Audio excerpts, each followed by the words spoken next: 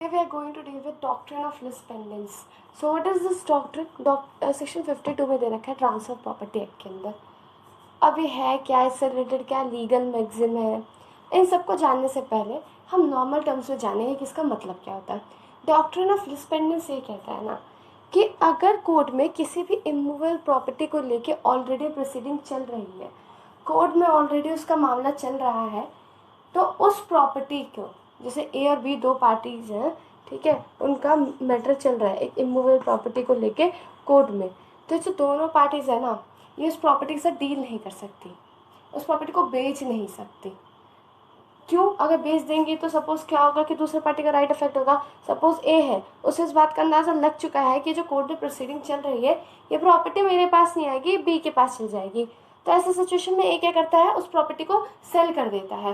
तो बी का right effect होगा कि नहीं होगा? बिल्कुल होगा. क्यों? क्योंकि प्रॉपर्टी तो बी के पास आनी है ना. और how can a sell this? तो सीधी सी बात ये है कि जब तक पेंडिंग है मैटर, ठीक है, जब तक लिटिगेशन चल रहा है किसी इमूवेबल प्रॉपर्टी को लेके, तो उसके साथ डील नहीं कर सकती कोई भी पार्टी. कहने का मतलब बस यही है. और अगर पार्टीज ने डील कर दिया, तो जो ट्रांसफर ही है, सपोज ए ने किसको सेल किया, ए ने सी को सेल किया, ओके, तो अब क्या होगा, जो भी डिसीजन कोर्ट देगी सी भी उससे बाउंड होगा. इस वजह से कहते हैं कि देख के प्रॉपर्टी लेनी चाहिए. जब भी कोई प्रॉपर्टी लेते हैं कि क्या उस पर कोई लिटिगेशन, कोई मामला तो कोर्ट में नहीं चल रहा है, ठीक है, इसकी पूरी इंक्वायरी करके ही प्रॉपर्टी लेनी चाहिए. तो फिर इससे तो बी जो भी कोर्ट डिसीजन देगी सी उससे बाउंड होगा. अगर कोर्ट कहते हैं प्रॉपर्टी बी के पास जानी है, तो सी इससे बाउंड होगा, सी को बी को प्रॉपर्टी देनी होगी. हाँ, वो ए को डैमेजेस के लिए क्लेम कर सकता है, ये सब बातें हैं, ठीक है. तो ये ना एक मैक्सिम के ऊपर बेस्ड है, उट लिट पेंडेंडे निहिल इनोवेटर. इसके अंदर मतलब ये है ना कि जब भी लिटिगेशन चल रही है तो कुछ भी नया इंट्रोड्यूस नहीं किया जा सकता. अरे आपको नाम से पता चल जाएगा. सपोज देखो, लिस पेंडेंस, लिस मतलब लिटिगेशन, पेंडेंस मतलब पेंडिंग.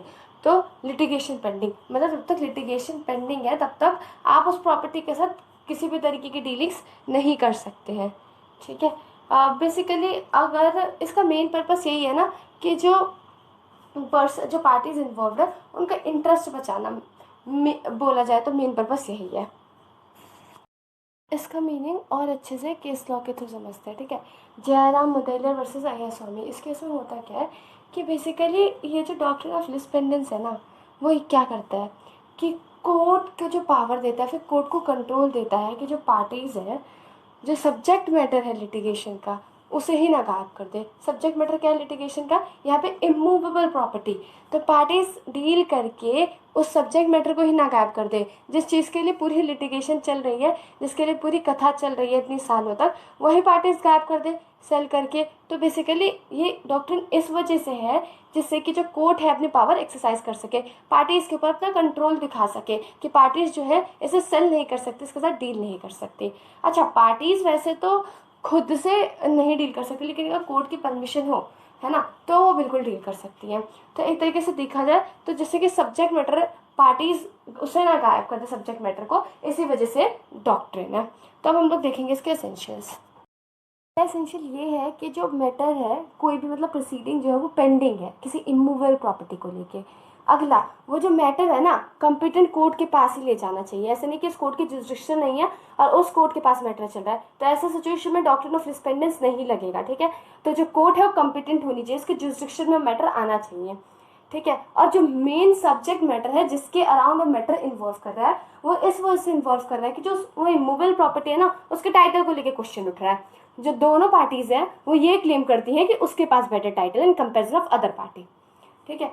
अब ये इसके पहले एसेंशियल है अगर देखा जाए. और अगला एसेंशियल ये है ना, पार्टीज के बीच कल्यूजन नहीं होना चाहिए. कल्यूजन मतलब क्या होता है? किसी तरीके की हिडन अंडरस्टैंडिंग नहीं होनी चाहिए पार्टीज के बीच में. हिडन अंडरस्टैंडिंग ऐसे हो सकता है, एक केस के थ्रू देखते हैं, ठीक है. कृष्णप्पा वर्सेस शिवप्पा. इस केस में क्या हुआ था, एक हस्बैंड एंड वाइफ थे. हस्बैंड वाइफ के आपस में एक हिडन अंडरस्टैंडिंग थी. मेंटेनेंस के लिए जो है कोर्ट में सूट फाइल किया गया, केस फाइल किया गया. तो हस्बैंड ने क्या किया, अपनी प्रॉपर्टी किसी और को बेच दी. वाइफ को ये बात पता थी.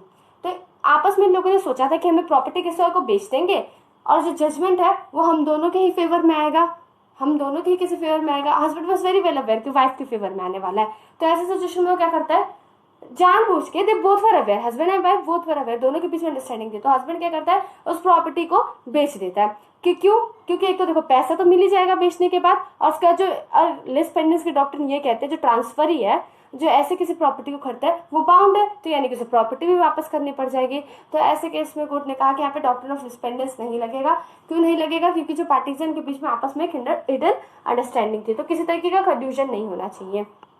अब जो प्रॉपर्टी जो इंसान ट्रांसफर कर रहा है ना, वो इस वजह से ट्रांसफर कर रहा है, दिस एसेंशियल जो हम पढ़ रहे हैं, वो इस वजह से ट्रांसफर कर रहा है कि जो दूसरी पार्टी है, सपोज दो पार्टी है ए और बी, तो जो दूसरी पार्टी है उसके राइट इफेक्ट हो, या फिर जो कोर्ट की डिक्री है, कोर्ट का जो जजमेंट आने वाला है उसके अपोजिट जाकर कुछ काम करना। ठीक है, so this was about the essentials. ये डॉक्ट्रिन ऑफ लिस्पेंडेंस है ना, ये पहली बार बेलेमी वर्सेस सिबाइन के केस में आया था, और इंडिया में फयाज हुसैन के केस में आया था। इन दोनों केस में जो मेन इंपॉर्टेंट क्रक्स है उसके अंदर ये था कि ये जो डॉक्ट्रिन ऑफ लिस्पेंडेंस है वो इस डॉक्ट्रिन ऑफ नेसेसिटी के ऊपर बेस्ड है। कैसी नेसेसिटी? ऐसी नेसेसिटी कि जो पार्टीज हैं वो प्रॉपर्टी के साथ इमूवेबल प्रॉपर्टी को एलिनेट ना करें, वरना फिर कोर्ट कोई जाएगा ही क्यों? कोर्ट में मैटर किस तरीके से डिसाइड हो पाएगा, और अगर डिसाइड हो भी गया तो क्या फायदा उस मैटर को डिसाइड करने का? क्यों? क्योंकि पार्टी जो है वो तो खुद से ट्रांसफर कर सकती है ना, एक ने ट्रांसफर कर दिया तो कोर्ट क्यों डिसाइड करे? कोर्ट का कोई पॉइंट ही नहीं बनता डिसाइड करने का।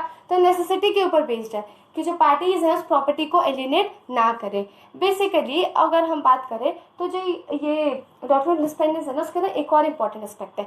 सपोज किसी पार्टी ने बेच दिया उस प्रॉपर्टी को, ठीक है, सपोज दो पार्टीज हैं ए और बी। ए को लगता है कि ये जो प्रॉपर्टी है मुझे मिलने वाली नहीं है, बी के फेवर में जाएगी, तो मैं काम करता हूँ सी को सेल कर देता हूँ। तो ऐसे सिचुएशन में क्या होगा, अगर बी के फेवर में जजमेंट आ जाता है, बी के फेवर में डिक्री पास करती है कोर्ट, तो ऐसे सिचुएशन में ऐसा नहीं है कि तुरंत वॉइड हो गया। ये जो ट्रांसफर होता है ना, ए जो सी को ट्रांसफर करे, ये तुरंत वॉइड नहीं होता।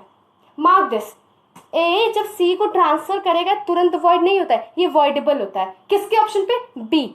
अगर बी चाहे तो इस सेल को वैलिड रहने दे सकता है, लेकिन अगर बी चाहे तो उसे वॉइड भी डिक्लेयर कर सकता है। वॉइडेबल मतलब यही ना कि एक पार्टी के ऑप्शन पे है, वो चाहे तो उसे वैलिड कहे या वॉइड कहे, तो सेम बात है। बी चाहे तो उसे वैलिड भी डिक्लेयर कर सकता है, या फिर उसे कहेगा कि वॉइड है, मेरी प्रॉपर्टी मुझे वापस करो। So let's it for now, thank you for watching this video.